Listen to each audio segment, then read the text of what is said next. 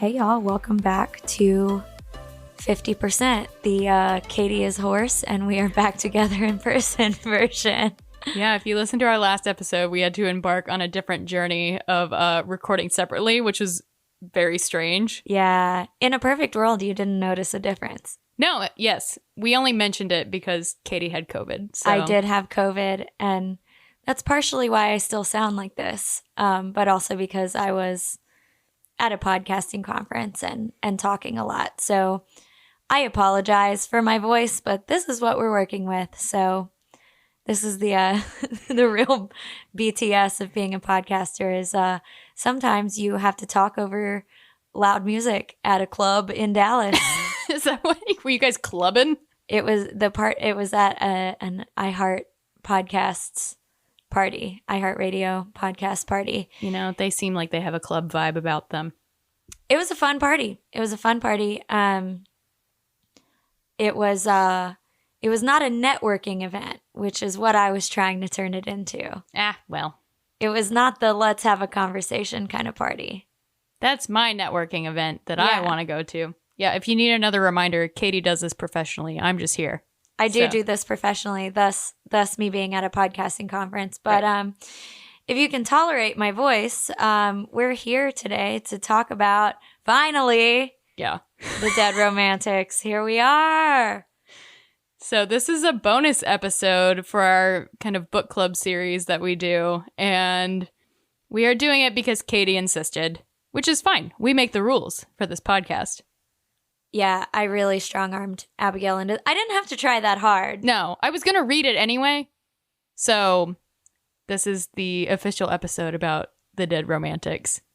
And if you haven't read this book by now, I don't know what you're doing, frankly, because I think it's been mentioned 4 out of 5 episodes. I genuinely think I've talked about this book every single episode because it was my book of the summer. You know, you have a song of the summer. This was my book of the summer. Yes. Just like Lizzo or whatever. The song of the summer. Ghost Boyfriend. Yes. So, yeah, here we are. Kind of different from our regularly scheduled programming since we just did Honey and Spice. But, like again, we make the rules. Yeah. So, you guys are all welcome. And so this book is, normally I feel like giving spoiler warnings in romance novels is a little redundant, but this book kind of has some twists and turns. So if you haven't read this book and you think you might want to read this book, I would tell you to maybe not listen to this episode yet because it is going to spoil some significant pieces of the book for sure. Yeah, there's a couple twists that we will definitely talk about. Yes. So fair warning. If you haven't listened yet, this is your moment to turn this off. And please come back when you've read it. Yes, please come back. So Abigail, would you like to... I've talked enough about the Dead Romantics, and I will continue to talk more about it today. But would you like to take your turn reading the blurb of The Dead Romantics by Ashley Poston? And Ashley Poston, I hope I'm saying your name correctly. Yes. Apologies if not. Yes. So here is the blurb for The Dead Romantics. Florence Day is the ghostwriter for one of the most prolific romance authors in the industry, and she has a problem. After a terrible breakup, she no longer believes in love. It's as good as dead. When her new editor... a pun. When her new editor, a too handsome mountain of a man, won't give her an extension on her book deadline, Florence prepares to kiss her career goodbye. But then she gets a phone call she never wanted to receive, and she must return home for the first time in a decade to help her family bury her beloved father. For 10 years, she's run from the town that never understood her, and even though she misses the sounds of a warm southern night and her eccentric, loving family in their funeral parlor, she can't bring herself to stay. Her father's gone, yet everything else feels the same, and she hates it. Until she finds a ghost standing at the funeral parlor's front door, just as broad and infuriatingly handsome as ever, and he's just as confused about why he's here as she is. Romance is most certainly dead, but so is her new editor, and his unfinished business will have her second-guessing everything she's ever known about love stories. Okay, so you have an opinion about this blurb. What is it? As I've said, I think every episode, I'm not a blurb reader, and thus, I didn't know her dad dies. Yeah, so that's That's also something we should talk about if you haven't read this book. It's and if you haven't turned this episode off by now because you're avoiding spoilers, this book you should look up content warnings for it because it does really heavily deal with grief and the death of a parent. Yeah.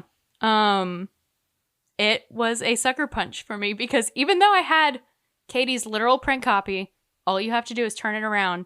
I didn't read the blurb before I started, and thus I was very surprised by what happens.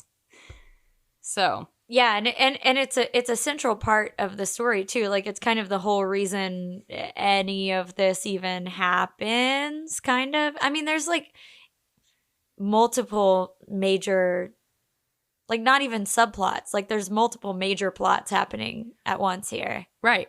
And I have no excuse. Again, I should have flipped it over. But this whole story basically happens. Yeah, because her dad dies. Yeah. Yeah. So before we get into it, I have a question for you, which is I've been a pain in the ass about this book all summer. Okay. And I want to know, so I read it twice before I finally gave it to you. And I want to know, did that shape or color your reading of it in any way? Did it like live up to the hype? Like just initial kind of impressions? Because this was, I mean, I always recommend you books, but this was the first time that in a long time that I've been like, drop everything, like with the romance novel, that I've been like, drop everything, read this book. Mm-hmm. Like, I love this book, and I'm not a rereader. And this is the first romance novel that I have ever reread. Ever. That's right. Oh, gosh, that's weird. And I reread it twice in 1 month. I know. Yeah, because you read it in Mexico, and then like 2 weeks later, you read it again. I read it again, yeah. Yeah. And then you handed it off to me, and I put it off for a little bit. But we got there. But how did that, or did it change anything for you, knowing like, okay, Katey loves this book, and like, I gotta see what this is about? You know, I don't think it did, because I read it really close to Tomorrow and Tomorrow and Tomorrow, which is another book that you really loved, which was actually maybe one of the only other ones that you've been like, no, drop everything and read this one right now. Right. I don't do that often. Right. Like she'll recommend me books and then I'll pick them up when I get to them, sort of thing. And so these two were really close together, and I loved Tomorrow and Tomorrow and Tomorrow. Right. Which is a heavy read and dense. not a romance novel. Not a romance. We've also mentioned it here. It is very, very, very good, but not a romance. My best book of the year. Yeah. So yeah, when I picked this one up, I don't think it really colored my perception of it. I just, you've recommended me so many books. I feel like I can kind of go into them with like, okay, we have pretty similar tastes, but there are some things that you vibe with that I don't always vibe with. So I figured as much this would be like any other book that you had recommended it to me, that you had recommended to me. Yeah. But I did really like this book, but I don't think I loved it the way you do. And so I think that'll be interesting to kind of figure out why. Because I did really enjoy this book. I really liked it. And this would be a reread for me, but I am a rereader. Right. So, and I'm still trying to sort out what it was about this book that made me be like, oh my God. I don't know if it was like I was in the right headspace for it, or if it was the topic or the writing. Like I'm still, hopefully throughout this episode, maybe I can kind of like try to work that out for myself, because I'm still trying to figure out what it was about that. So the other thing we need to say before we get started is that I have recently gotten into the habit of annotating, is not really the right word, but putting like Post-it flags into print books that I am reading, to flag favorite quotes, plot points, funny moments, basically anything that I would like to come back to.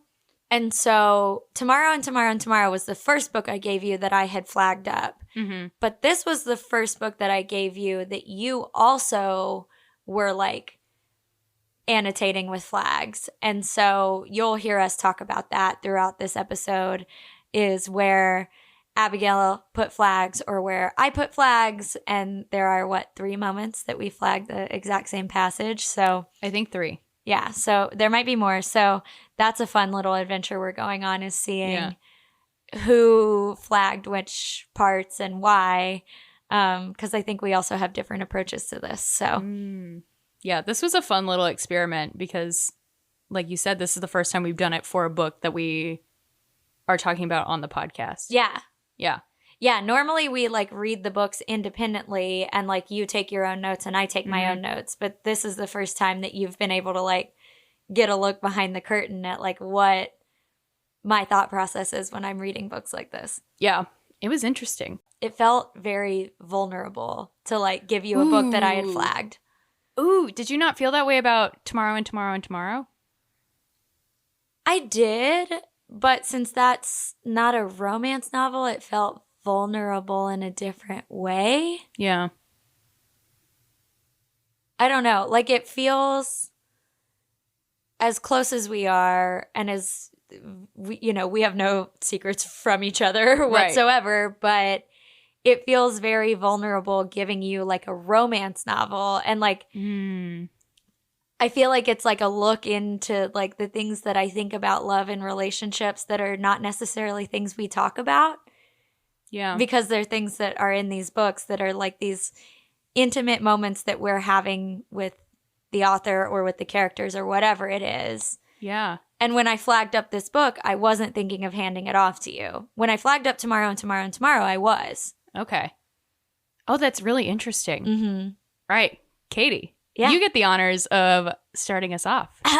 So we meet Florence, our lead character, as she is in the, shall we say, throes of trying to finish writing a book. She's a ghostwriter, which is delightfully punny, considering, throughout this book, she will fall in love with the ghost. So there are a lot of really ridiculous elements in this book. But we meet her as she is trying to meet with her new editor, who is, shocker, a very hot man. And very large hot man. Large hot man. She wants to climb him like a tree is her first thought when she meets him. She doesn't know if her new editor knows that she's the ghostwriter. She thinks that maybe he thinks that like she's this writer's assistant or like somehow affiliated with this very famous like sort of Nora Roberts-esque romance novelist. She poses as Ann Nichols, the author's assistant, to everybody else except for like 3 people. Right. No one knows that she's this ghostwriter, even her family. Right. That's kind of a running joke, is her brother's always trying to guess which author she ghostwrites for, which is very funny. He throws out some good names like Christina Lauren. Yeah, we get some good like contemporary romance author references because her brother's constantly trying to guess who she's a ghostwriter for. Which I love. There's good sibling relationship stuff in here. Yes, good family stuff in here overall. But so we jump into kind of the meet cute like really early. And they have this like kind of awkward encounter, and it's just she's behind on her deadline. It's all very stressful. Her book is due tomorrow. Yeah, and she's done none of it. She's gotten like 2/3 of it. And she's like, I can't finish it. Yeah, she like hasn't touched it in like a year or something. Like, it's bad. I had like a little mini panic attack reading that. Yeah, it's really stressful to read if you're like a writer or a creative person in general who's used to working on, on creative projects on deadline. It's very stressful. Especially if you're like me and you're very deadline driven, where a deadline makes you basically do anything. Yeah. So do anything to meet the deadline. And our girl is not doing it. And it's because Florence does not believe in romance or love or any of it anymore. So she's not really into this idea of happily ever afters and love and romance and writing these like, the books that are like the books that we talk about on this show. Yeah. And so she meets with Benji. Yeah. Ben. He goes by both in this book. And she brings him a succulent. Which is so funny to me. It's so funny. And I was like, wow, should I have brought Katey a succulent when I first started working for Katey? That would have endeared me, actually. As if I wasn't endearing enough. Yeah. But the plant really would have done it. Well, I'm still around, so clearly I'm okay. So it doesn't go very well. She still doesn't know if he knows that she's the ghostwriter, but he's basically like, Anne has to turn in this book. Yeah. And like lays down the law. Yeah, it's a really awkward first encounter. And I feel like as I was reading this first chapter, I was like, what is going on? Where are we going here? Because you kind of drop into this book like at the moment of conflict. Which I really liked. Yeah, me too. Okay. There was no like, usually it's like a woman going about her day-to-day life and we like go with her. But we like got thrown into the flames early, and maybe that's one of the things that made this book stand out for me, because I felt like starting in the conflict like this, which the literary nerds in the room will know that this is a literary device that you can choose to do, you can choose to use when you're writing a story, and I felt like it revealed a lot about her character, and I had no idea where the story was going starting at this moment of conflict, because it felt like we dropped in the middle of it. And I feel like that's one of the things that made this book stand out for me, because there's nothing wrong with starting slower, but a lot of contemporary romance doesn't start in the middle of the action. No. So this is different. So we learn early on that the reason that Florence doesn't believe it, and I just need to say, I love that our main character is named Florence. I was just going to say this. Like, Florence is a great name. Yeah. I love that we have a woman with like kind of an old lady name. As someone with an old lady name. Yeah. I have been told Abigail is an old lady name, especially because I don't go by Abby. You know what? Old lady name representation. Thank you, Florence. Yeah. I love the name Florence. Benji is also a great name. I just think of the dog a little bit. Yeah, that too. But he was Ben in my mind. So our girl Florence does not believe in love anymore because she is fresh off the heels of a breakup with the actual worst man in the world.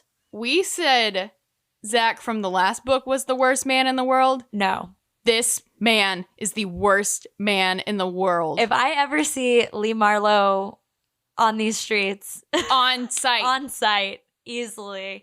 No, so this man... And it's always the literary types that are awful. I have never been so enraged reading a book until I got to the character of Lee Marlowe. Yeah, so the quick and dirty Lee Marlowe explanation is that Florence was dating this author, this writer, who didn't know that Florence was a ghostwriter, just thought that she was Ann Nichols's assistant, this author's assistant. Okay, also, is that not insane to you? Would you not tell your partner you're a ghostwriter? They lived together. How did she hide that? I don't know. Also, like, I think about, like, well, also, I'm an oversharer. But yeah, me too. I would be in a relationship for like a month and be like, oh, guess what? I would be in a relationship for a day and be like, guess what I do for a living? Depends on what my NDA says. Yeah, true. As soon as I was released to say so. We don't know about Florence's legal obligations in this book. That's true. So her partner of an extended period of time does not know that she's a ghostwriter. And so he like essentially just like negs her constantly. He's an asshole. He's terrible. He's like making fun of her every which way because he's very capital L literary and she's not. It's so gross. And it's unfortunately, I know people like this, which I think is why it was so upsetting to read his character. Well, yeah, he's a man, and we have existed in writerly circles for at least a little while, so... Exactly. Yeah. Exactly. And I think, like, you know, we both do...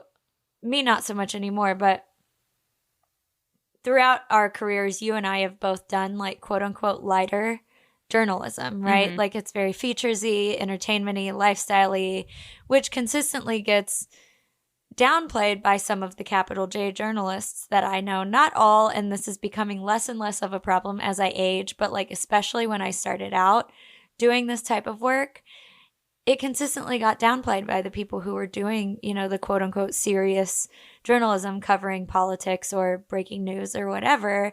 And so I feel like in this situation, I saw a lot of myself in Florence as someone whose work exists in the same space as perhaps a man that I was dating. Perhaps. And perhaps that man did not think of my work on the same level as his because his was more serious and mine was not. I didn't think about this as I was reading it because I was just, you know, full of rage on behalf of Florence. But that is a great point, especially for someone like me who has never been interested in doing capital J serious journalism. I've always wanted to do features and lifestyle and things like that. And yeah, maybe that is why it enraged me so much. I haven't got, you know, I've been in this a little, you know, not as long as you, obviously, but, and I haven't come across it as often. But when you do, oof, it sucks. Yeah, and it's something that even though I do like podcasting for a living now, and it's mostly like true crime and capital J journalistic work, sometimes then I tell people I work on this pod on the side, and it feels different because I'm used to like people downplaying the like silly stuff that I do. That's really funny. I feel like I've started telling people about this podcast as like digging in my heels. Like, yeah, I write features, and also on the side, I talk about romance novels. I've started getting better at that, but it's kind of like a hard pivot for me to be like my day job is like murder. And then on the side, my friend and I talk about happily ever after. And it's really fun. It is really fun. Yeah. So it's interesting. And so all of that is to say, I like really identify with Florence in this kind of scenario. And I have dated men like Lee Marlowe, who I worked in the same industry as, who downplayed my work. And it's fucking infuriating. I've been lucky enough not to date a fellow journalist. Yeah, I wouldn't recommend it. Yeah, I think I'm done. So in learning about Lee Marlowe, which we will shortly reveal why he is so awful, we also learn another important thing about Florence, which is that she can talk to ghosts. Yeah, so I read this book and I read the blurb first. I knew that there was a ghost in the book. Well, I knew there was a ghost in the book. Right. I didn't know it was a dead dad book, though. Yes. I knew there was a ghost in the book, but the seeing ghosts thing came on kind of abruptly for me. Like, I feel like there wasn't this big reveal. It was just like, oh, and by the way, this character can see ghosts. And I legitimately had to flip back a few pages and be like, wait, she what? I had to do the same thing. Yeah, just like, it's very casual and like, oh yeah, also, I talked to ghosts. And I tried to tell my boyfriend and he laughed at me. Yeah, like it's revealed as like, here's this shitty thing that my boyfriend did. Yes. Not I can see ghosts. And so I'm like reading about here's the shitty thing that my boyfriend did. And then I'm like, wait, let's go back to the ghost thing. The ghost. I want to learn more about that. Like, I knew this book was about her meeting a ghost, but I didn't know this was a thing she did all the time. That she was like a medium or what. We never. Long Island medium. Yeah. We never get like an explanation, which I kind of love. I love like, I don't know if I would call this magical realism, or I don't know if I would call it like speculative fiction. I think I would probably call it magical realism, but I just love that this has like the tiniest little hint of like fantasy, just tiny. Yeah, kind of like One Last Stop. Yes, I was just thinking that. Yeah. Ooh, I do like a romance where it's got a tiny little bit. Little sprinkling of sci-fi or whatever. Yeah, exactly. Yeah. So we learn our girl can talk to ghosts. We don't get any guidelines or explanation really around why or how, other than she's like telling us like, yo, my ex-boyfriend sucks because I told him that I could talk to ghosts and he wasn't down with that. And here's where he really sucks. Yeah. So as we've mentioned, Lee is a writer. What do you think he writes his next novel about? About a woman who grows up in a funeral parlor and can talk to ghosts. And he steals all of her stories and puts them in a novel. And then basically justifies it by saying, you are not a good enough writer to have ever written this, so I did it instead. My blood is boiling. I know. As I'm you like are so saying heated this. just thinking about it. Because little does he know that she's like a 20 time or whatever. It's probably not 20. Some large number time bestseller Yeah. of romance novels. She is like the female Nicholas Sparks. Yes. Like, people read her shit. She's Nora all Roberts. the time. She's Elin Hildebrand. She's all the paperback girls that you have seen in the grocery store checkout line. I am so worked up. Yeah. Like I said, I've never been so enraged by a man in this book. And I don't know if it's that, you know, we've learned that he's shitty and he's already like really downplaying her skill as a writer and just making fun of her all the time. And then doesn't believe her when she tries to tell him something deeply personal. And then he steals her livelihood. Literal life story. Yes. And turns it into a novel. It's not even like her story idea. And stealing her story idea would be bad enough. But he steals her actual like autobiography. She starts telling him things and like saying that, oh, it's like part of a story I'm working on. So it's also bad too. Right. Because like the second that she figures out that he's like not really buying it, she's like, oh, it's a thing that I'm writing. And I think he even asked her like, are you going to publish it? And she's like, oh, probably not. And then he's like, oh, just great. Fucking takes it. Yeah. So. Okay, I have a question for you. Ooh, okay. Could you ever be a ghostwriter knowing that like thousands, if not millions of people could be reading your work and like almost no one would know? Ooh, that's a great question. So I was thinking about myself 2 years ago versus myself now. And 2 years ago, I don't know if you remember this about me, but it was something that felt like a defining factor about me. But I was so attention adverse. I didn't want anyone to like ever look at me. I was deeply embarrassed by a lot of different things. I really wanted to like fly under the radar. And I'm not so much like that anymore. And so I don't know. Like I think Florence does a good job of telling us about, you know, she gets a lot of praise from like other publications that really praise the books that she ghostwrites and whatnot. Right, but they don't know it's her. I know. So I'm like, I don't think I have an answer because I think, you know, sometimes I can think, well, that would be enough for me if like, okay, if I was a ghostwriter, I would want my partner, my sister, and you to know. Right. Like the 3 most important people in my life, I would want to know. Mm-hmm. Otherwise, maybe it wouldn't matter as much. I don't know. Like maybe it would be enough to know that people were enjoying what I was writing and it didn't necessarily have to have my name attached. Yeah. What do you think? Could you be a ghostwriter? I don't think so. I think my ego's too big. I mean, I think I would have a really hard time like being at the local bookstore or whatever, or let's say that book event. We went to this book fair thing today at this brewery that we love in Austin. Shout out to Meanwhile. yes. Some of my favorite beer in town. And if we were just like milling about at those booths, looking at people, you know, we were walking around pointing at books being like, oh, I've read that, or I want to read this or whatever.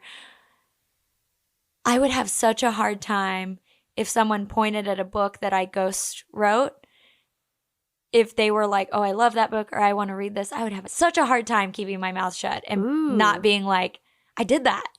You know, I think I'm still at a point where I have almost no ego about anything I write in almost a bad way where I'm not always super confident about it. So I think if I was, you know, as I am right now, if I was a ghostwriter and I just heard someone talk about something I wrote and be like, that's great. That would just be good confirmation for me. Right. And then I could quietly be like, okay, I am doing the right thing. You know what I mean? Yeah. I guess what changed for me is when I started working at my current job and I'm working on stuff that like more than a handful of people consume. Yeah. You know, so I regularly run into people in the wild who are like, I listened to this thing and I have to be like, yeah, I made that. I worked on that. Yeah, that's a great point, because what we also learn about Florence in reading this book is that she wrote a novel under her own name. Yes. And it doesn't do very well. No. And so now talking about it, like, I can see a lot of myself in Florence of like, okay, I had this thing that I put all of my guts into and it didn't do very well. And now I don't want my name attached to it. Like, I just want someone to confirm that I am doing well at what I think I can do well. Appreciate the work. Yeah. Yeah. Yeah. Just the work without any of my person attached to it. Yeah. Which I think is how I feel a lot about how I write right now. Like, I just want someone to tell me this is good or this is bad and this is why. You know? Yeah. Which I can totally see. And also I can just totally see Florence's thought process of like, I just want to write no matter what, and I don't care whether my name's attached to it or not. I'm just doing what I got to do. We also kind of learn about her, maybe not at this point, but pretty soon, is she hasn't gone back to her hometown in a long time because... Which is wild. Ooh, yeah, it is kind of wild. Like, she hasn't been in like a decade. Yeah. And a big reason and why. her parents live there. Yeah. And she hasn't been. That's wild to me. Her 2 siblings and her parents still live there. And the biggest reason why is because, and I think this is another casual reveal, is that she helped solve a murder of a boy who was her age. I think they were 12 at the time. Yeah. With the help of his ghost. And she was honest about it and said, oh, the ghost helped me or whatever. And everyone thought she was a liar or made fun of her. Yeah. And that was it. And so it does feel very much like Florence has given no value to her name or who she is anymore of what she can do. That's really interesting. Yeah. Whether it's skill-wise, you know, as a writer, or that, you know, that she can talk to ghosts, I guess, is a skill or whatever. It's an asset, at least. But if you believe that she's telling the truth. Which in this book she is. Right. Yeah. But most people don't know that. Right. So she has given no value to these things that she and only she can do. Yeah. So it makes sense that she's a ghostwriter. I hadn't thought about it in that way of her kind of... I thought about it in the writerly way of her, like, first book didn't go well, so she kind of shed her name for another one, more or less. I wasn't thinking about it in the sense of her, like, kind of shedding her, like, broader identity or, like, credibility. So a lot happens at the beginning of this book. So we learn Florence's backstory, the hometown ghost story. We learn that she can see ghosts. We learn about her shitty relationship. And then there's a great best friend character in this book. I love Rose so much. Roommate, best friend, all around excellent side character. Rose is basically Florence's moral support and moral compass and mom and all of the above, but also her enabler. Florence is down in the dumps about all of the things we just mentioned. The breakup, she's having a hard time with her book. She met her new editor. It was awkward. It didn't go well. He's super hot, which she's also stressed out about. But relatable having an interaction with somebody who you did not expect to be hot, who was hot, and you had to pretend to be cool, and you were not cool. Even though you brought him a succulent. Succulent, which is not cool. That's not cool. I want a succulent. It's nerdy, though. I mean, yeah. With a little succulent. Also, you know, Florence doesn't dress very well. Yeah, Florence is like, she's just generally kind of a mess. A little bit, which is fine, you know. Yeah. Rose, however, has... I want to be Rose when I grow up. Yeah. She has the best sense of style. Mm-hmm. I'm obsessed with her. Rose and I are on the same wavelength of that. We are bitches who love a bold pattern and a bright color. Couldn't be me. Oh, it's me. Rose just chills in Louboutins. Yeah. I don't have Louboutins, but, you know, if I would if you could. I would if I could. It's fine. I would never. I'd fall over. Well, so would I, but... So, Rose essentially convinces our down in the dumps Florence to go to this bar for what is essentially like a kind of like a poetry slam open mic kind of moment. The bar sounds cool as hell, despite my terrible description just then. Oh, the bar is cool as hell, and they get these cocktails called the Dickinson, which I looked up, and they're not real. But I want them to be real. Oh, I want them to be real so bad. Austin, make us one. Oh, I was literally just thinking when he gets home, he's out of town right now. When he gets home, I'm going to make me a cocktail called the Dickinson. Yeah, we'll report back. Yeah. So she goes for this like open mic sort of situation. So as she gathers the courage to go up during this open mic and read something that she wrote, you know, as herself in the flesh, who shows up at the same time? But it's Lee Marlowe, who is there to read a chapter from his new book called When the Dead Sing. Which is like, listen, I don't want to give Lee Marlowe any credit, but what a great book title. But he stole it from Florence because that's what her dad would say. I know, but it's such a good book title. So this section in the book is like, I don't know, more than a page long, so I'm not going to read the entire thing. But there's this whole section where Florence is giving herself this pep talk. And I think one of the reasons that I love this book is because Florence's inner monologue is really beautiful and strong. And it's kind of frustrating to watch her like not think highly of herself too. Oh, yeah. She's basically in this section like saying that, you know, there is this, she's seeing everyone around her getting these happy endings and she's writing these happy endings and everyone's getting them. And she basically says like, I was no longer the rule, I was the exception. That's like loosely paraphrased. So she's like not the person getting the happy ending. She's the person who's not getting the happy ending. And this is the moment where she's like, but I'm going to like, I'm having my moment. I'm coming into myself. I'm going to get up and I'm going to try to like buck the system and like have this moment. And then this section says, as if the universe answered, I stood when the MC called for another volunteer, another person to bear their heart. And so did someone else. Someone near the front of the bar where the tables were so tightly packed, the tweed suits blended together. I froze. And then so she looks around and she sees that it's her fucking ex-boyfriend. Have you ever run into an ex-boyfriend at an inopportune moment?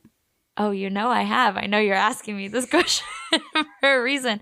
But this is part of the reason that I flagged this section with a Post-it, because I just so understand this feeling. So she says, I could recognize him anywhere. Even after 100 years, after I'd scrubbed my brain of everything he was, I would know him.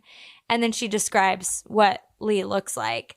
And I've had this moment where I've seen my ex at a bar when I was not expecting him to be there. And it is this like stomach falling out from like beneath your feet through the ground kind of moment. And I so strongly empathize with her in this moment because I was like, girl, you're like getting up your courage to do this thing that you, even on a normal day, would be hard. And then yeah, it feels like your world is tilting when you run into somebody that like broke your heart when you're not expecting them. And when you're about to do this vulnerable thing and then that happens, like, God, that fucking sucks. It kills your courage for months. Months! Like, it's not just a normal thing. And I haven't had this experience of running into an ex because most of my exes don't live in Texas anymore. So something. Yeah. George Strait. Shout out to George Strait. Mine don't live in Texas. So Florence, in all of her angst, runs out of the bar. And who does she run into? Mr. Ben. Mr. Ben. The hot mountain tall editor. And everything that happens after this is a fucking fever dream. It is insane. It is nuts. So she runs into Ben in the back patio or wherever it is, the alley, whatever you want to call it. And they have a short conversation and she jumps this man. I mean, she wanted to climb him like a tree and she fucking does. She jumps this. They make out in the back alley or patio or whatever. Which honestly is like, it doesn't make sense in the book. This was the only point of the book where I felt like I had to really suspend my disbelief. And it's a book about ghosts. Yeah. Because I was like, okay, if you run into your boss on a back patio where you saw him 8 hours ago and you had a really bad meeting, are you going to make out with him even if he is super hot? No. Right? No. I mean, no, but if a man that looks like this hot, tall, brooding literary type, which if you're a listener of the pod, you know is my type, sees me crying and says, "Is there anything I can do?" I'm gonna automatically assume he's propositioning me. Push me against the wall. Yeah, there is something you can do, sir. There is indeed. You know? And maybe I wouldn't make the first move, but I certainly would think it. Yeah, but would you do it? No. No, because I'm a weenie. What? Never made the first move in my life. No, we don't need to. We're hot. So she makes out with Ben in the back alley patio, whatever. And then she finds out her dad died. Literally, like, in that moment as she's, like, making out with this man. Also, shout out to Rose, who comes out and is like, "What'd you do to her?" And he's like, "Nothing." And she's like, "Get the fuck out." Yeah. Yeah, so Florence gets this call and is obviously upset because her dad has died. And up until this point, really the only thing we know about her dad is that he owns this funeral parlor.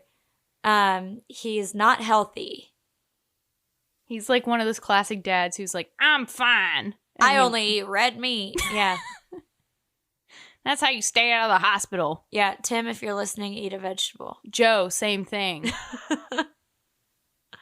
So she finds out, like, kind of in this moment as she's like, I want to be reckless. I want to have this, like, spur of the moment kind of hot thing because I'm having a hard time right now. Again, she's not drunk enough for this. She's not drunk enough. I need her to be 3 drinks in. Yes. And then I fully believe this. Exactly. But she's like half a cocktail in. So she gets this call that her dad has died, and so she has to go back home for the first time in a decade. So we meet the family, which is quite fun.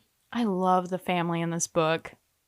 Yeah. The mom is fucking cool. The mom is so cool. I mean, the dad sounds like cool as hell. Unfortunately, we don't meet him alive. Yeah, but we get a lot of really fun memories with him, which I like. We do. So Florence has her mom, a brother, and a sister. And her dad, who is now dead. Yes. So they kind of all together run this funeral home. It's been the family business forever. And so they have a oddly cheerful and humorous view on death, which is the only thing that makes this book bearable, honestly, to read.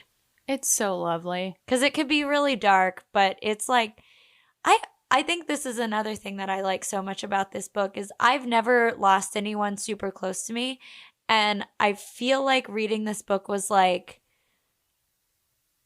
a primer almost in some ways of like healthy coping mechanisms. Ooh, that's a good question or a good point. It's just a weird experience. Mm-hmm. And I'm like the same as you where like I haven't had someone super close to me die yet. It'll happen, obviously. Right. But you watch somebody else go through it and you're there as kind of the support as they're going through it. Because your grandparents are all still alive, right? Yeah. Mm-hmm. Yeah. All of them. All 6 of them. I've got 2 left. And they're in good health, so. I've got extras if you want to share. Oh, I would love to share your grandparents. Will they take me to the Galapagos? Maybe so. Maybe so. They might listen to the pod. I don't know. I certainly hope not. Yeah, so I feel like this book kind of, because I've read a lot of books about death and grieving, and it's also sad. And like, obviously, death is sad, but this is the first book I've read that I feel like handles it in a way that, like, even though it's like underneath this like romance story, I felt like it legitimately gave me tools for like how to think about losing people. And I love this idea, and this is kind of woo woo, so Okay. but I love the idea we learn early on in the book that like and we like kind of, it's like kind of the fantasy aspect, but it's also kind of a, we never find out how real it is like the dead singing thing is like, does she believe this because it's happening because she can like hear and see ghosts or whatever, or is she hearing the quote dead singing because this is like the thing that comforts her? So like early on in the book there's this memory of her and her dad being together, and it's like a thunderstorm and she can't sleep, and she goes and sees her dad, and she's like, "What are you doing up?" And he says, "Listening to the dead sing. Do you hear them?" And then he tells her basically that his mother, her grandma, said that, quote, "The wind is just the breath of everyone who came before us, all the people who have passed on, all the ones who've taken a breath. They're still in the wind, and they'll always be in the wind singing until the wind is gone. Do you hear them?"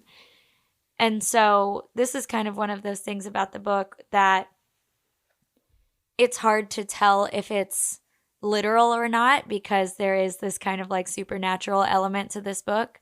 So there are several instances throughout the rest of this book where the dead are quote unquote singing to her, and she hears them, she hears the wind.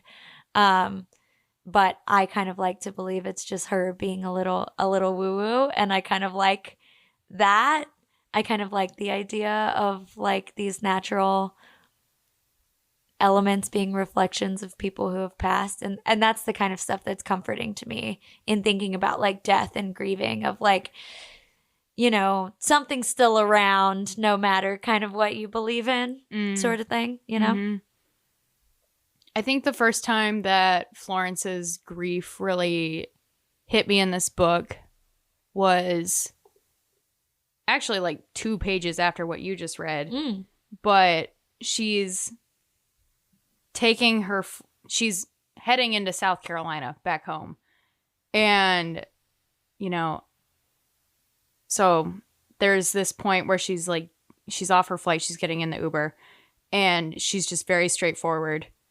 And this is from the book. She goes, "My flight was almost empty, and they gave us pretzels, and my dad was dead. The Uber driver's car smelled like lavender incense to cover up the weed, and my dad was dead." That is the first, like, gut punch I had. Because while I haven't lost anyone super close to me in that way yet, you know, there is other grief in your life that hits you like that, where you're just going through your day-to-day, whatever's going on, and then suddenly you remember, oh, shit. This thing happened, and I'm still dealing with it. And I thought... And I'm supposed to be normal. Yeah. Yeah. And I thought this was such a well-written, described part of the book of, like, this is what grief is. This is what sadness is. This is what kind of that core...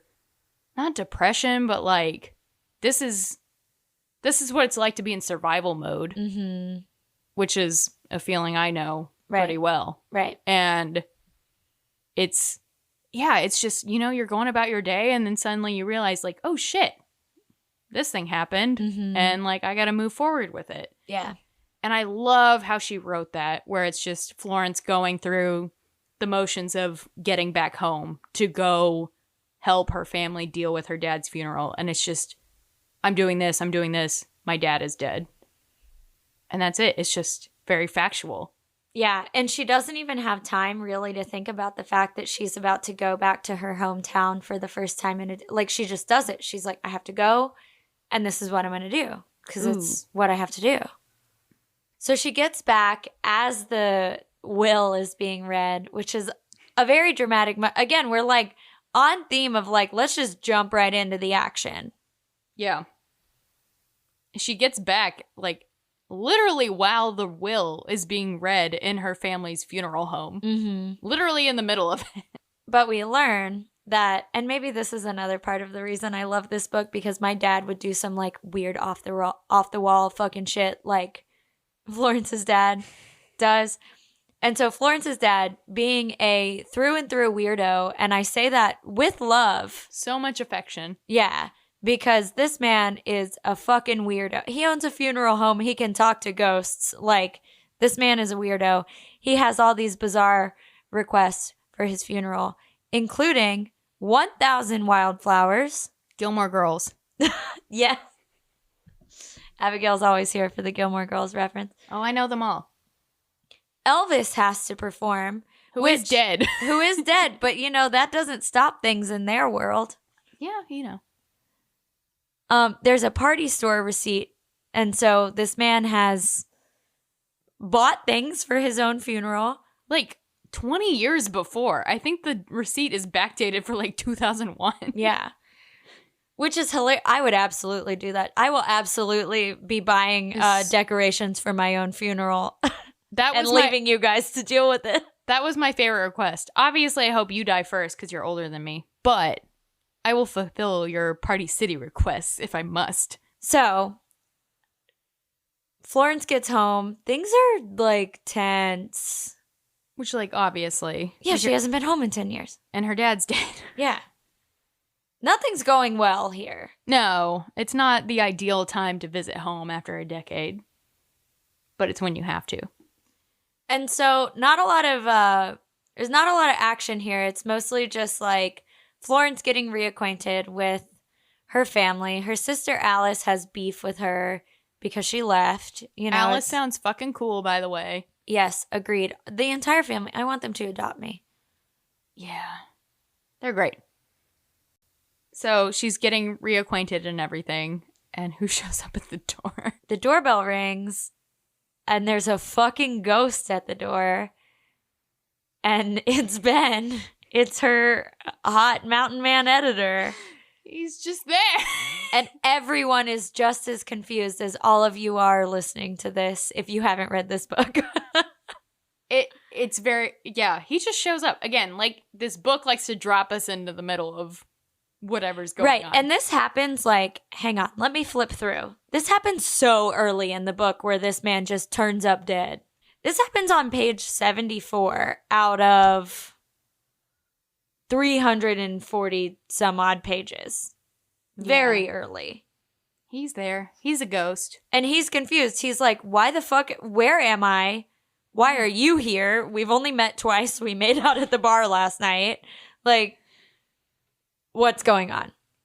Yeah. It's a lot to process. And so she just kind of has to break the news to him of like, okay, you're dead. So this has happened to me before. And it turns out you're dead. And then Rose confirms over the phone with her that Benji was hit by a car. Right. Which, ow, fuck.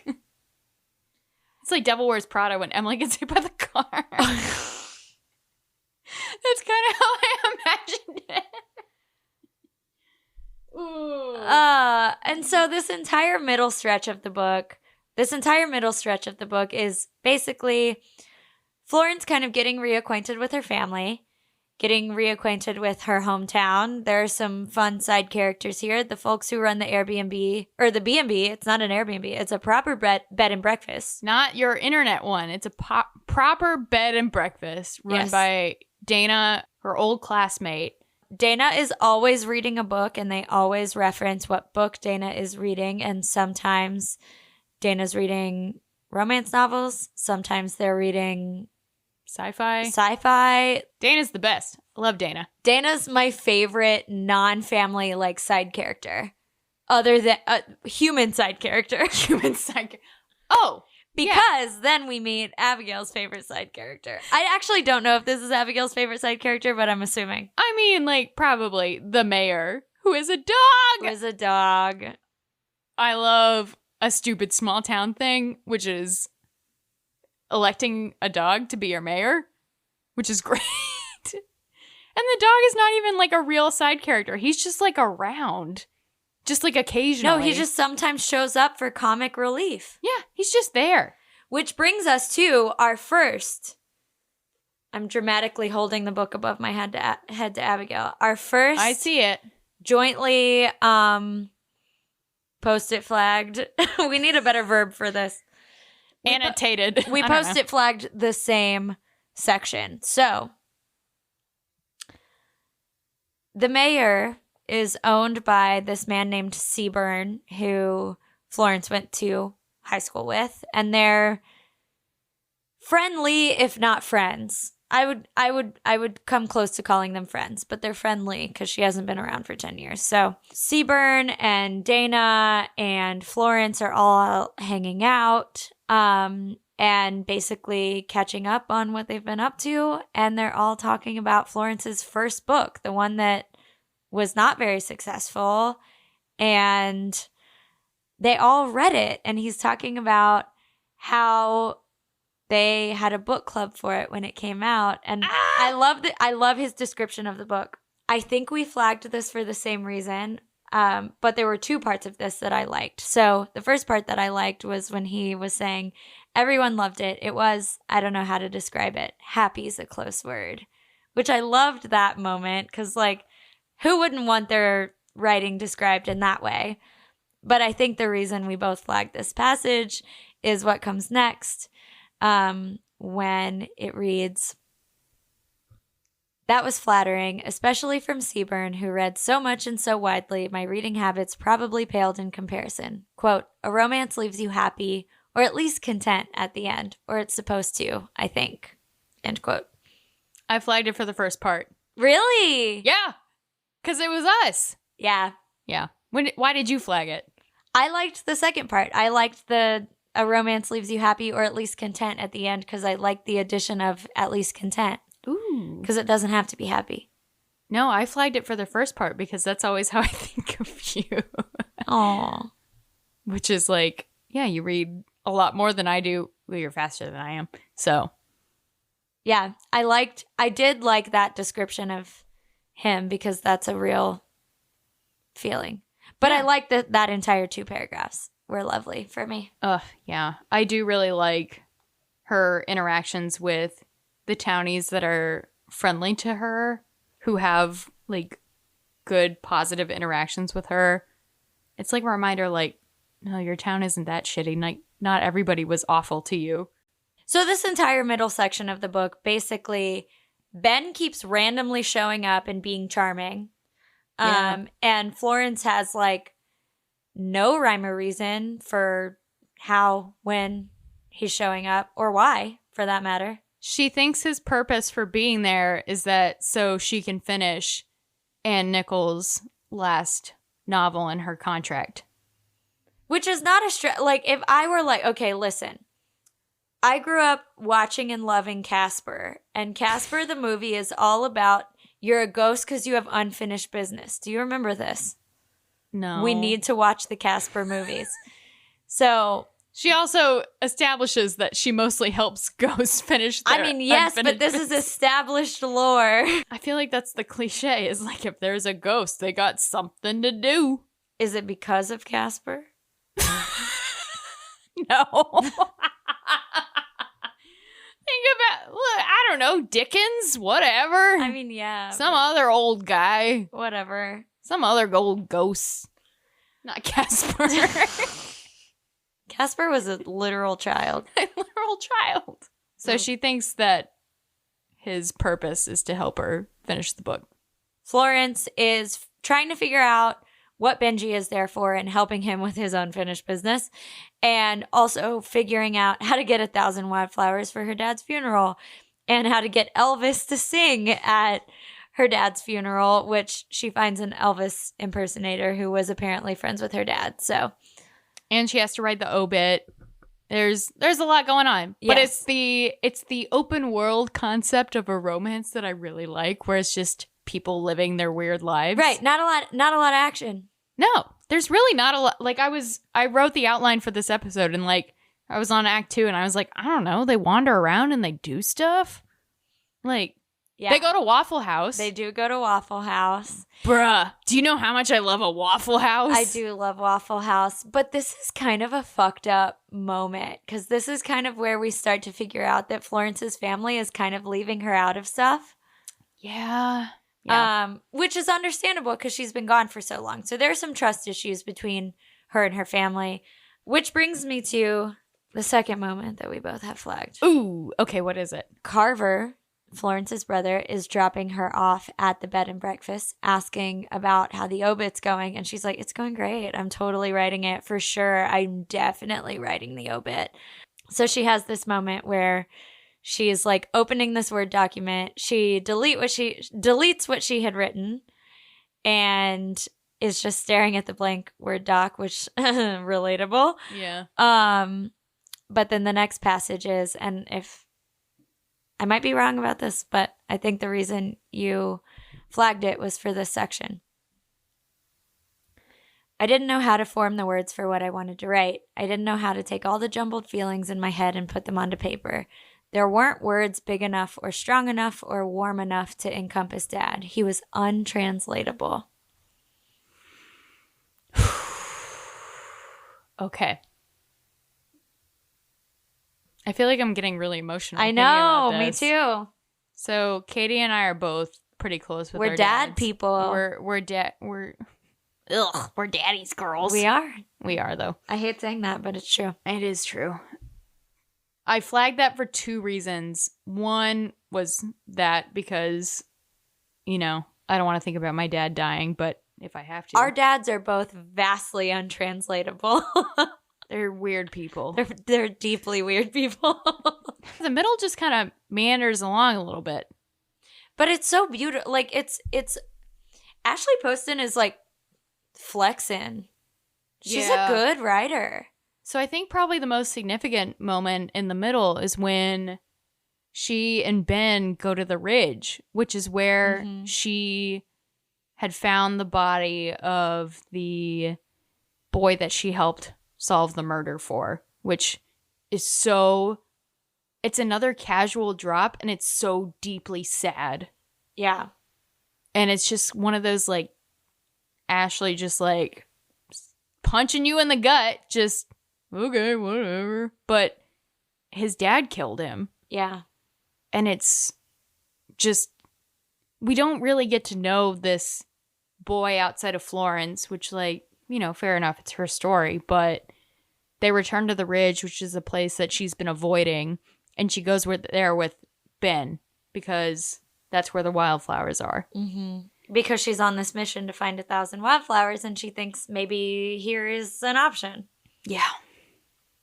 And, oof, it is beautiful. Going into Act 3, we've got the wake. They have the wake for her dad, finally.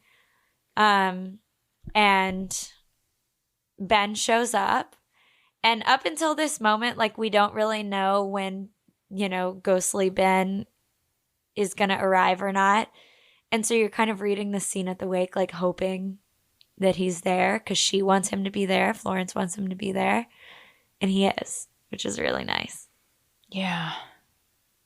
So after the wake, Ben sticks around and meets the family. Florence's mom and her siblings, Alice and Carver, and Nikki, Carver's partner, are just hanging around playing cards.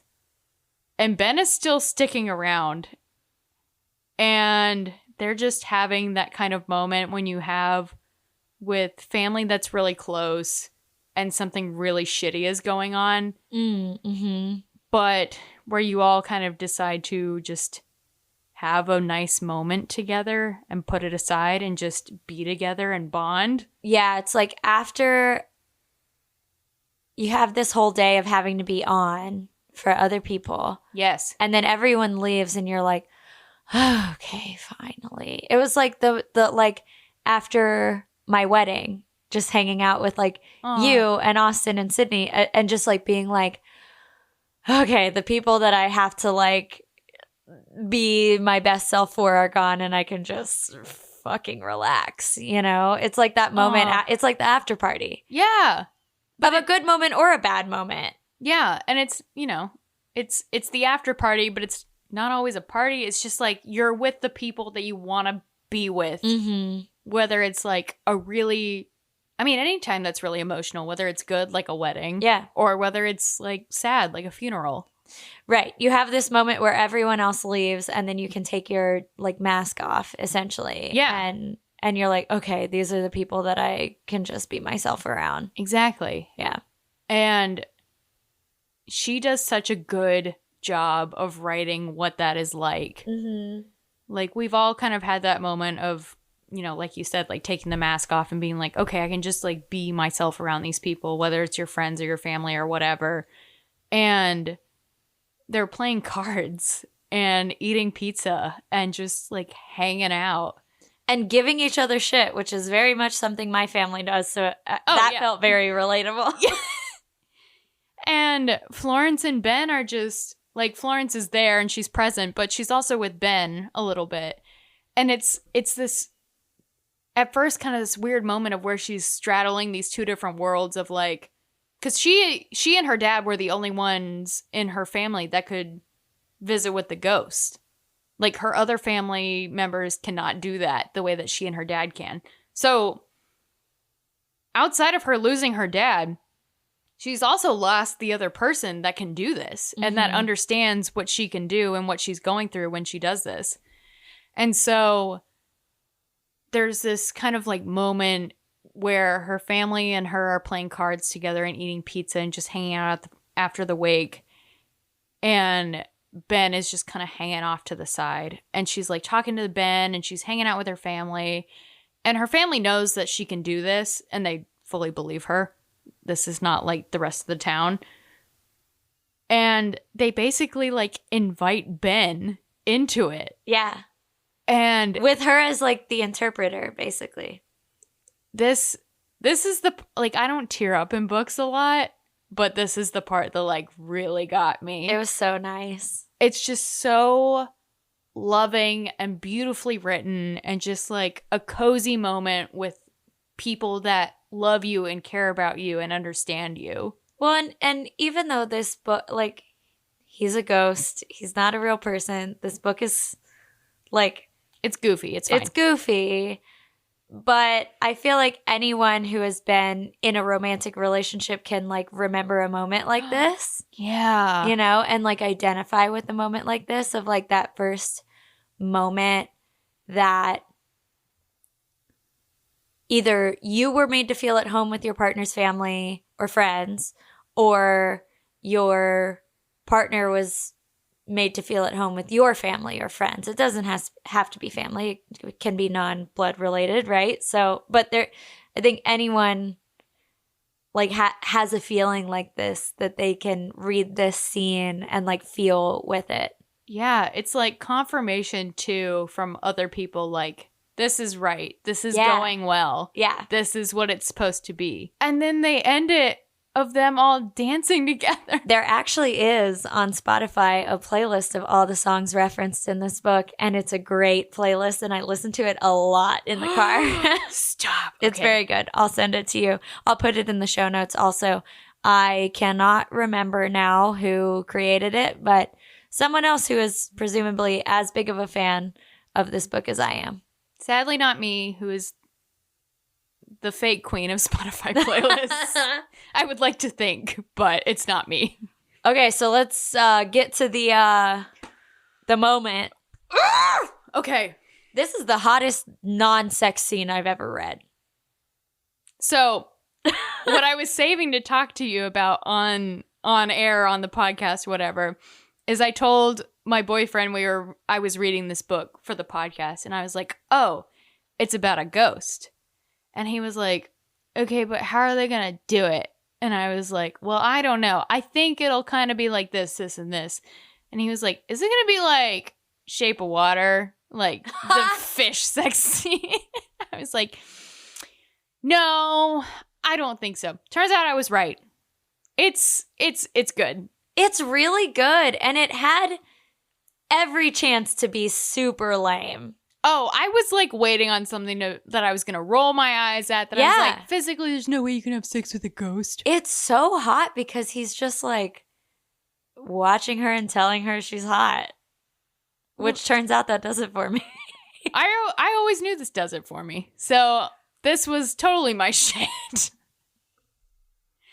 And also, I think, like, Ashley Poston is such a good writer. And there's been such a build-up to this by this point. Because this is on page, like, we're in the 270s by now. We're out of, like, a 340-page book. Yeah, we're in Act 3. This is the morning of her dad's funeral also. And yeah. Which, like, a girl's got to blow off some steam. Yeah, you know, fair enough. And it's after they have all, like, danced and played cards together. He stays with her in her B&B room all night as she sleeps next to him in a very, you know, like, Twilight manner, which I think she references. Yes, she does reference Twilight. There's also a moment here that I love where... he says, "You did say romance was dead." And she says, "Aren't you?" Which is so funny. Aren't you?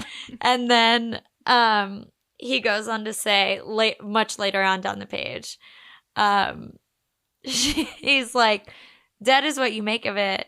And he's like, "There's so many things we can do. We can talk books. We can wax about the romantics, Lord Byron and Keats and Shelley." And she says, "Mary or Percy?" And he says, "Mary, obviously." And I'm like, this is such a nerdy ass fucking book. I'm in love with this man. I'm in love with this man. I love a Mary Shelley reference. I love a nerdy literary reference. It's so good. It's so good. So they have a phone sex scene, but he's like a ghost. Yeah, he like kind of talks her through it. Here's like, do this, do that. But it doesn't even progress that far. Yeah. Like, because she has to go to a funeral. But it's somehow like one of my favorite sex scenes I've read recently, even that's not even sex. It's just, it's really romantic. And I think it's because it comes on the heels of this nice moment with her family too. Like all of the ingredients are just like, yes, it's like the intimacy. Like, and also she is kind of at the point where she's like, he's a ghost. This can't happen. Like, because he's literally a ghost. Right. He literally cannot touch me. Yeah. And so this is kind of all they can do. Yes. But they just kind of lean into the intimacy of it. And it's great. And they're both happy with it. Yeah. Like, they're like, Florence is sad you know, she can't make out with him and touch him and whatnot. But like, she's still very happy with the experience, which I guess is a weird way to put it. But, you know, it's a good moment for both of them. Yeah. Ghost and human, whatever. So we have, after this sexy, non-sex scene, we have the funeral, which is the fucking funniest funeral I've ever heard of. This is what I want my funeral to be. Yes, I want you guys to just like get wasted and party. Yeah. No one, I don't want anyone to be sad. So the title of this chapter is "It's a Death!" Exclamation point. Exclamation point, which is what Florence's dad has purchased at fucking Party City or whatever. He's purchased balloons that say, "It's a death." Like the same way you would purchase balloons that say, like, "It's a boy." This is the funniest shit. It's so funny. There's like a couple of them like, "It's a death." And "Happy Death Day." This is Okay, do you remember Harry Potter?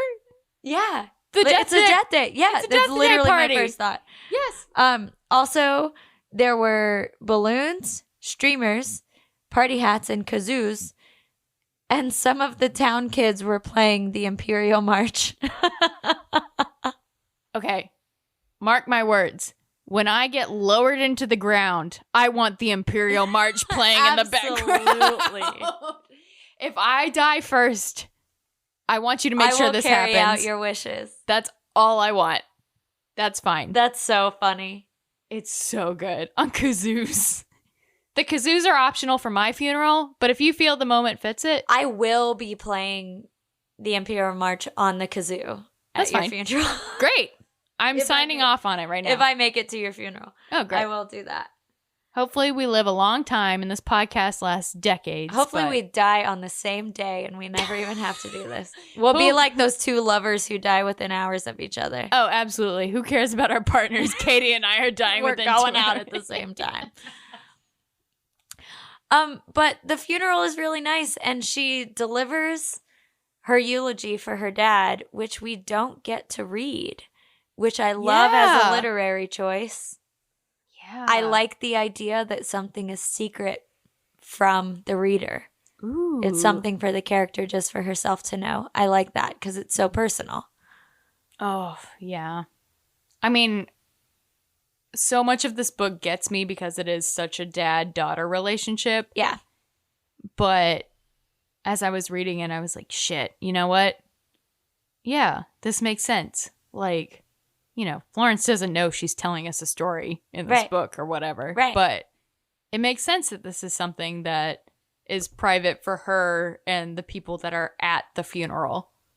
And so Florence's dad has also written her a letter to be read at the funeral that we also don't get to hear. Yeah. Which is good because I would have lost my shit. So maybe it's a good thing that we don't get to find out what's in it. Yeah. But you have this part here that you flagged. So after Florence reads her eulogy in the letter that her dad instructed her to read at his funeral, this is her inner monologue, and it says, "Not all of my companions would be ghosts, but it was okay if some of them were, because Dad was right in the end about love. It was loyal and stubborn and hopeful. It was a brother calling before a funeral to ask how the latest book was going. It was a sister scolding her older sister for always running away.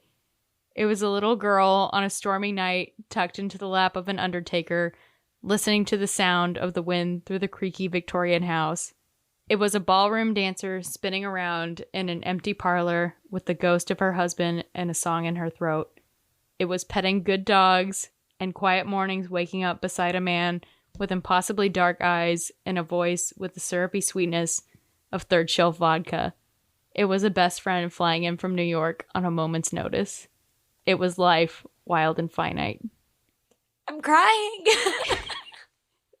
This part fucking got me. This is the first time we cry on this podcast. I know.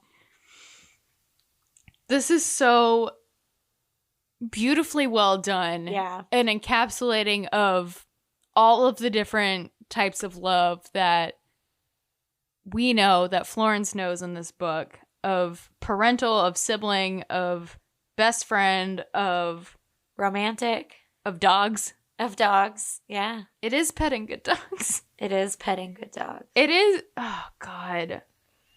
But it's really lovely because, you know, this book is really about Florence not believing in love, and she says it's romance, but it's love really is what it is that she doesn't believe in, and throughout the book we get all of these different types of it. And I have to read the last part of it as she's finishing the letter from her dad. And it says, this is her starting out in her inner monologue. "It was a few simple words written in loopy longhand." And this is her dad. "Love is a celebration," I read, my voice wobbling, "of life and death. It stays with you. It lingers, my darlings, long after I'm gone.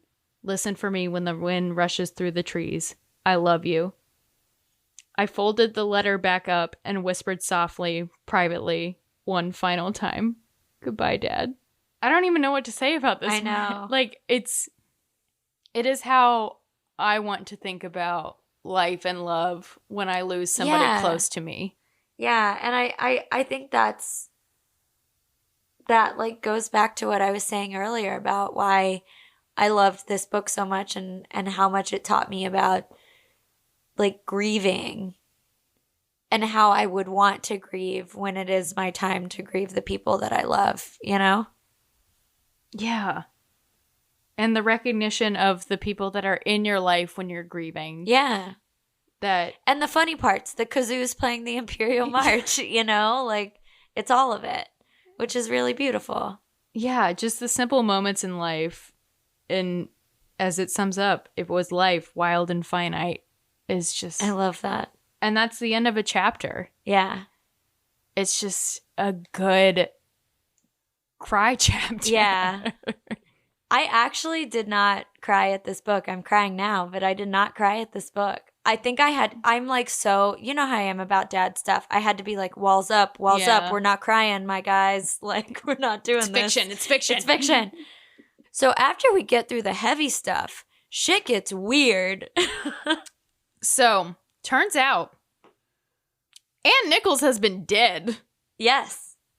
Which is the first, like, big plot twist. For like 5 years. Yeah. We find out. Been dead a long time. Yeah.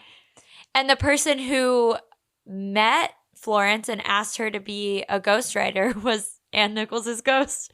As a ghost. She was a ghost who asked for a ghostwriter. This book is so funny. Also, how does that work? There's no way that works. Like, somebody would know that she's dead. Whatever, it doesn't matter. Ann Nichols is also Ben's grandma. Yeah. Which is why he's dedicated to finishing out this book and is also sort of his unfinished business. Yes. As a ghost. But then... So, Ben and Florence say goodbye. Ben leaves. Florence finds out, you know, thankfully her dad always knew she was a ghostwriter. She goes home to New York. And guess what? Ben's not dead, baby girls. Ben's not dead. So, y'all remember when Rose and Florence talked on the phone and Rose was like, "Oh my God, did you hear Benji Ander got hit by a car?" And Florence was like, "Oh, wow, that's so surprising. I totally didn't see the ghost of him yesterday. I have to act like this is brand new information." Florence just assumed that Rose meant that he was dead, but he's been in a coma. A coma! He's not dead! He's not dead. I was texting Katie as I was finishing this book. Yeah, wait. All caps. Holy shit, she's a writer for an actual ghost. And I did the little emoji where the guy's covering his face with his hands, but like 2 fingers are open and he's peeking through. And then all caps, Abigail says, "He's alive?" 4 question marks. And I did 2 of those emojis. I didn't see any of this coming. I thought Me neither. I was fully preparing myself for Ben to be dead and for it to be a very sad ending. I kind of thought maybe I was preparing myself for a lame ending where he somehow came back to life. I guess he kind of does. I mean, yeah, but I thought he was going to be like dead, like real for real, capital D dead. Oh, sure. You know? So she finds out he's alive. He's been in this hospital in New York.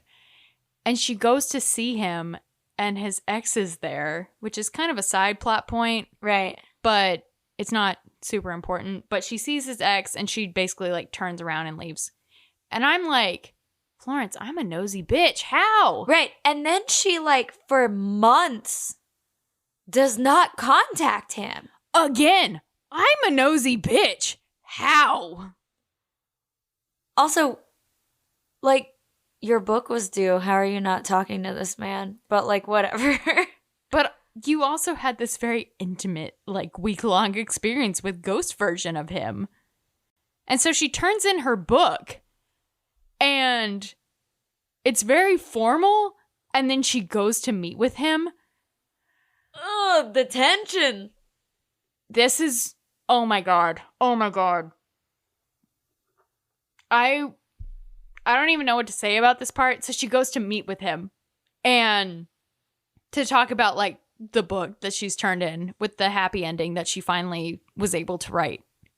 And they have this like weirdly formal email exchange where they go back to calling each other Mr. and Miss whatever. And so she's like stressed out about this because she's like, do I bring it up? Like that he was a ghost and in my hometown and we hung out for a week and also kind of had ghost phone sex.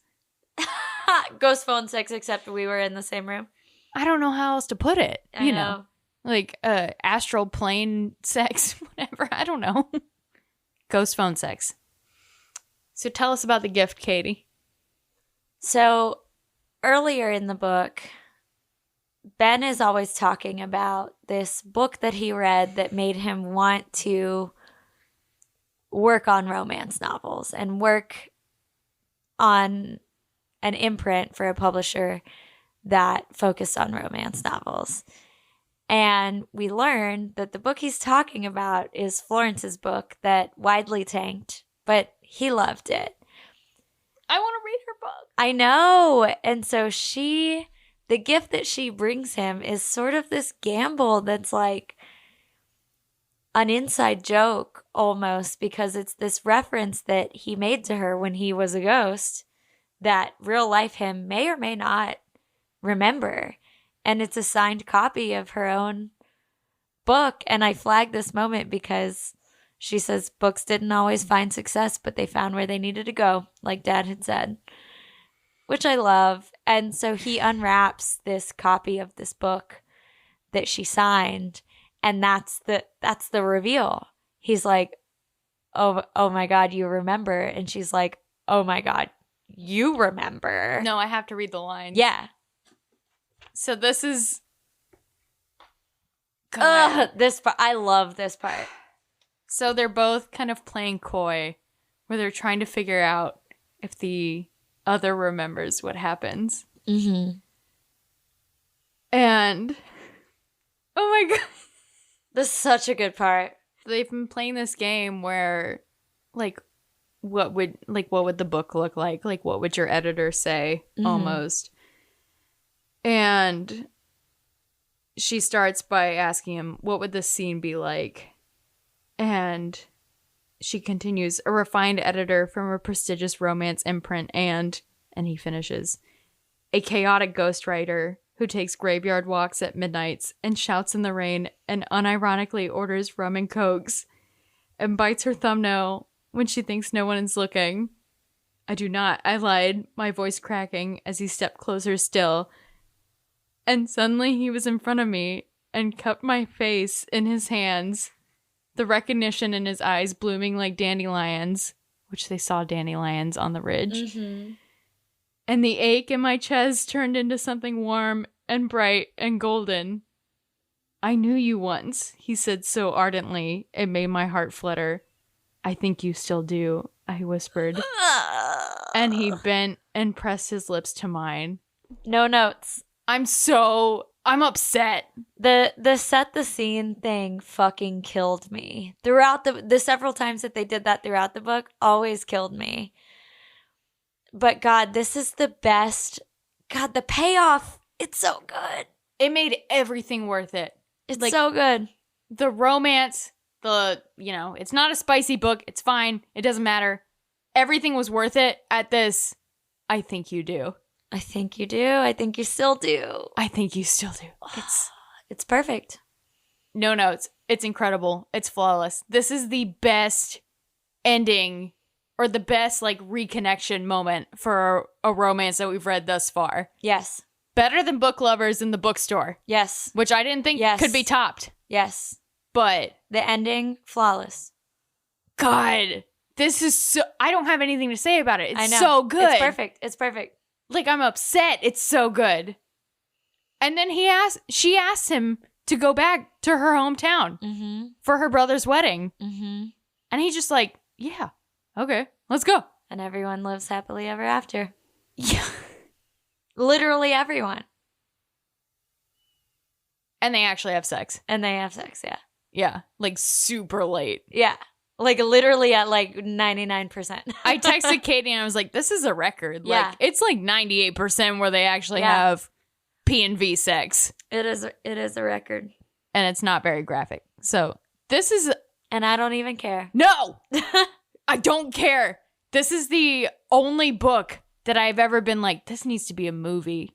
Because God, I want to see I Think You Still Do. Yeah.